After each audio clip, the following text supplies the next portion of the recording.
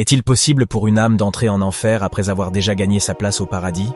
Ce sujet est souvent source de confusion et de débat parmi les croyants, mais il est crucial d'en discuter pour mieux comprendre notre foi et la vision divine de la justice et de la miséricorde.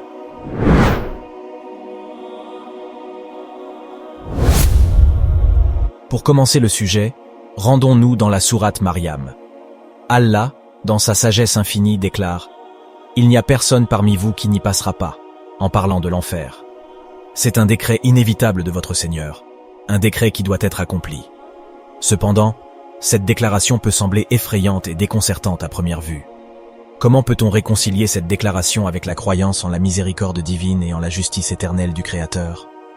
Pour éclaircir ce mystère, nous nous tournons vers les enseignements du prophète, que la paix soit sur lui. Il a affirmé que ceux qui ont prêté allégeance n'entreront pas en enfer. Mais comment cette affirmation peut-elle être réconciliée avec le verset coranique précédent? La réponse réside dans l'interprétation des termes. Ces personnes passeront au-dessus de l'enfer, sur un pont étroit, sans y entrer. C'est un test final, un défi ultime avant d'atteindre la récompense éternelle du paradis. Cependant, la traversée de ce pont, nommé le pont Sirat, n'est pas la même pour tout le monde. La vitesse à laquelle on traverse dépend des actions de chaque individu durant sa vie terrestre. Certains passeront aussi vite que l'éclair, d'autres aussi rapidement que le vent, d'autres encore à la vitesse d'un cheval galopant, tandis que d'autres marcheront ou tomberont avant de se relever. Qu'Allah nous accorde à tous une traversée rapide et sans encombre.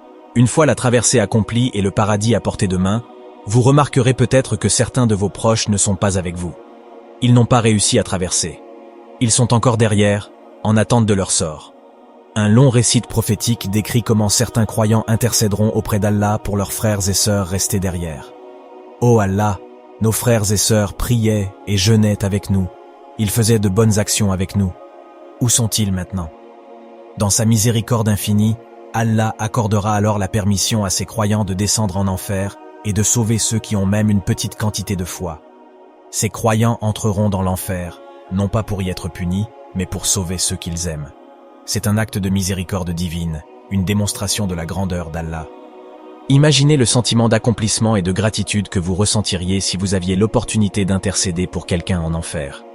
Ce serait une tâche immense, une responsabilité lourde de sens, mais aussi un honneur et une bénédiction. Même à la porte du paradis, au seuil de la béatitude éternelle, vous seriez préoccupé par le sort de vos frères et sœurs. C'est là le signe d'un véritable croyant, un signe d'amour et de compassion qui transcende même les frontières entre la vie et l'au-delà. Cependant, il est important de noter qu'il y a deux types de croyants. Ceux qui entreront au paradis sans passer par l'enfer, et ceux qui devront d'abord traverser l'enfer. Le plus important est d'être entouré de personnes justes qui se soucieront de votre sort si vous n'êtes pas avec eux au paradis. Ces gens sont ces personnes qui pourront éventuellement intercéder pour vous. Même ceux qui prient et jeûnent peuvent se retrouver en enfer à cause de leurs langues indisciplinées ou de leurs actions lorsqu'ils sont seuls. La langue est un petit membre, mais elle peut faire beaucoup de mal si elle n'est pas contrôlée. Et nos actions en secret, lorsqu'aucun œil humain ne nous voit, sont souvent les plus révélatrices de notre véritable caractère.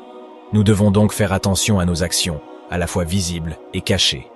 En conclusion, oui, il est possible, par miséricorde infinie d'Allah, d'entrer temporairement en enfer malgré la promesse du paradis, mais uniquement dans le but de sauver de leurs tourments certains autres croyants.